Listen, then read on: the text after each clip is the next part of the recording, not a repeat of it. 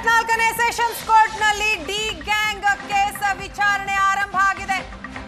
ಕೊಲೆ ಆರೋಪಿ ದರ್ಶನ್ ಪವಿತ್ರ ಗೌಡ ವಿರುದ್ಧ ದೋಷಾರೋಪ 17 ಆರೋಪಿಗಳ ವಿರುದ್ಧವೂ ಕೂಡ ದೋಷಾರೋಪಣೆ ನಿಗದಿ ಮಾಡಲಿರುವಂತಹ ಕೋರ್ಟ್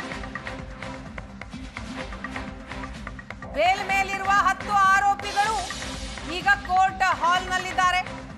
ಜೈಲಿನಲ್ಲಿದ್ದಂತಹ 7 ಆರೋಪಿಗಳು ಕೂಡ ಕೋರ್ಟ್ ಹಾಲ್ನಲ್ಲಿದ್ದಾರೆ. ವಿಚಾರಣೆ ಆರಂಭ ಆಗಿದೆ.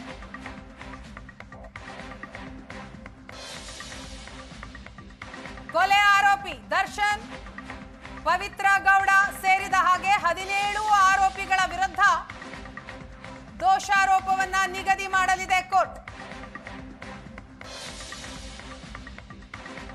ಕ್ರಿಮಿನಲ್ ಪ್ರಕರಣದಲ್ಲಿ ಬಹು ಮುಖ್ಯವಾದಂತಹ ಘಟ್ಟ ಇದು.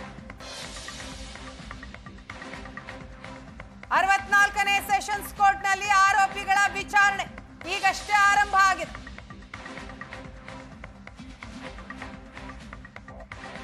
ಕೋರ್ಟ್ ಹಾಲ್ನಲ್ಲಿ ಆರೋಪಿಗಳ ಪರ ವಕೀಲರು, ಪ್ರಾಸಿಕ್ಯೂಷನ್ ವಕೀಲರು ಎಲ್ಲರೂ ಕೂಡ ಇದ್ದಾರೆ.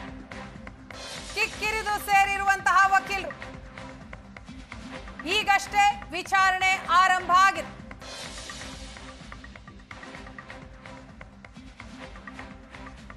ಕೋರ್ಟ್ ಕಟಕಟೆಯಲ್ಲಿ ನಿಂತಿದ್ದಾರೆ ದರ್ಶನ್ ಪವಿತ್ರ ಗೌಡ. ಈ ಬಗ್ಗೆ ಡೀಟೇಲ್ಸ್ ಕೊಡ್ತಾರೆ ನಮ್ಮ ಪ್ರತಿನಿಧಿ ಕಿರಣ್. ಕಿರಣ್, ಏನಾಗ್ತಾ ಇದೆ ಈಗ ಕೋರ್ಟ್ನಲ್ಲಿ? ಖಂಡಿತ ವೀಣಾ, ರೇಣುಕಾಸ್ವಾಮಿ ಕೊಲೆ ಪ್ರಕರಣದ ಆರೋಪಿಯಾಗಿರ್ತಕ್ಕಂಥ ದರ್ಶನ್ ಸೇರಿದಂತೆ ಪವಿತ್ರ ಗೌಡ ಇತರ ಆರೋಪಿಗಳನ್ನ ಈಗ ಕೋರ್ಟ್ಗೆ ಹಾಜರುಪಡಿಸಿರ್ತಕ್ಕಂಥದ್ದು.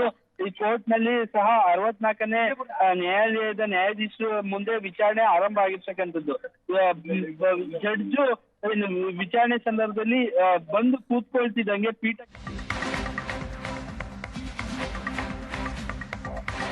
ಕೊಲೆ ಕೇಸ್ ಆರೋಪಿಗಳ ವಿಚಾರಣೆ ಆರಂಭ ಆಗಿದೆ. ಕೋರ್ಟ್ನಲ್ಲಿ ಕಿಕ್ಕಿರಿದು ಸೇರಿರುವ ವಕೀಲರು, 17 ಆರೋಪಿಗಳ ಪರ ವಕೀಲರು, ಪ್ರಾಸಿಕ್ಯೂಷನ್ ವಕೀಲರು ಹಾಜರಿದ್ದಾರೆ.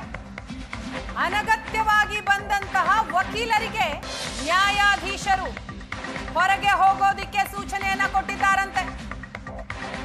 ಕೇಸ್ಗೆ ಸಂಬಂಧಿಸಿದ ವಕೀಲರನ್ನ ಬಿಟ್ಟು ಉಳಿದವರು ಯಾರು ಕೂಡ ಕೋರ್ಟ್ ಹಾಲ್ನ ಒಳಗಡೆ ಇರಬಾರದು, ಹೊರಗೆ ಹೋಗಿ ಅಂತ ಸೂಚನೆಯನ್ನ ಕೊಟ್ಟಿದ್ದಾರೆ ನ್ಯಾಯಾಧೀಶರು. ಯಾರು ಹೊರಗೆ ಹೋಗದ ಹಿನ್ನೆಲೆ ಸಿಟ್ ಮಾಡ್ಕೊಂಡ್ರಂತೆ ನ್ಯಾಯಾಧೀಶರು. ಆರೋಪಿಗಳನ್ನ ನಿಲ್ಲಿಸೋದಕ್ಕೂ ಕೂಡ ಜಾಗ ಇಲ್ಲ, ಸಹಕರಿಸಿ ಅಂತ ನ್ಯಾಯಾಧೀಶರು ಹೇಳಿದ್ರು. ಯಾರು ಹೊರಗೇನೆ ಹೋಗ್ಲಿಲ್ಲ.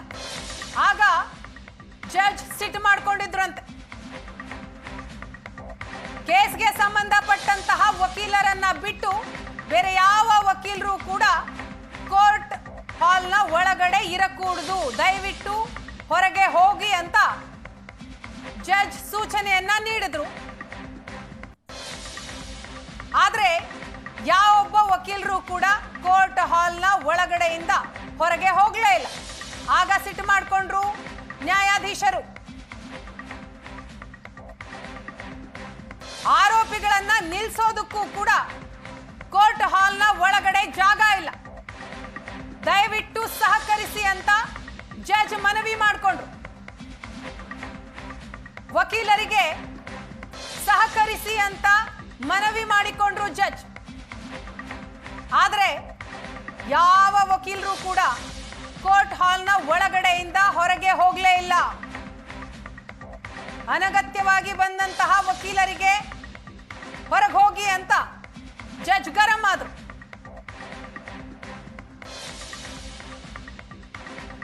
ಕೋರ್ಟ್ ಹಾಲ್ನ ಒಳಗಡೆ ಕಿಕ್ಕಿರಿದು ಸೇರಿದ್ದಾರೆ ವಕೀಲರು. ಆರೋಪಿಗಳ ಪರ ವಕೀಲರಿದ್ದಾರೆ, ಪ್ರಾಸಿಕ್ಯೂಷನ್ ವಕೀಲರಿದ್ದಾರೆ, ಆರೋಪಿಗಳಿದ್ದಾರೆ. 17 ಆರೋಪಿಗಳು ಎಲ್ಲರೂ ಕಡ್ಡಾಯವಾಗಿ ಹಾಜರಿರಬೇಕು ಅಂತ ಈಗಾಗಲೇ ಕೋರ್ಟ್ ಸೂಚನೆ ಕೊಟ್ಟಂತಹ ಹಿನ್ನೆಲೆ ಎಲ್ಲರೂ ಕೂಡ ಕೋರ್ಟ್ ಹಾಲ್ನ ಒಳಗಡೆ ಇದ್ದಾರೆ. ಆದ್ರೆ ಆರೋಪಿಗಳಿಗೆ ನಿಲ್ಲೋದಿಕ್ಕೇನೆ ಜಾಗ ಇಲ್ಲ. ಅನಗತ್ಯ ವಕೀಲರು ಹೊರಗೆ ಹೋಗಿ ದಯವಿಟ್ಟು ಸಹಕರಿಸಿ ಅಂತ ಜಡ್ಜ್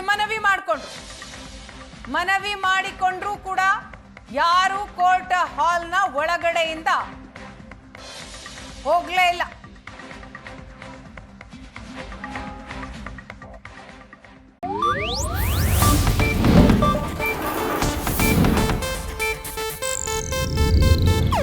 ಇದು ಏಷ್ಯಾನೆಟ್ ನ್ಯೂಸ್ ನೆಟ್ವರ್ಕ್ ಪ್ರಸ್ತುತಿ.